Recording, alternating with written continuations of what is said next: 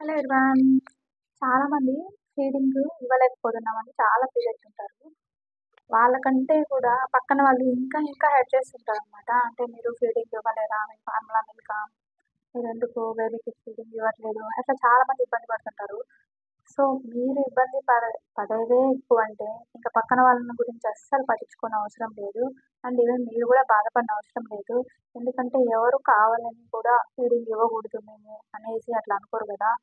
So, ఇవ్వడం అదృష్టమే అని నేను కూడా ఒప్పుకుంటాను. కానీ చాలామంది పక్కన వాళ్ళు దయచేసి హర్ట్ చేయకండి. ఎందుకంటే మనం తినే ఫుడ్‌లో నాన్ వెజ్ తింటామా? లేకపోతే మంచి ఫుడ్ తినా? లేకపోతే లావుగున్నామా? సన్నగున్నామా? ఇవన్నీ పట్టించుకుంటే ఇంకా ఫీడింగ్ రావాలి అంటే దానికి వీటికి ఏం సంబంధం లేదు.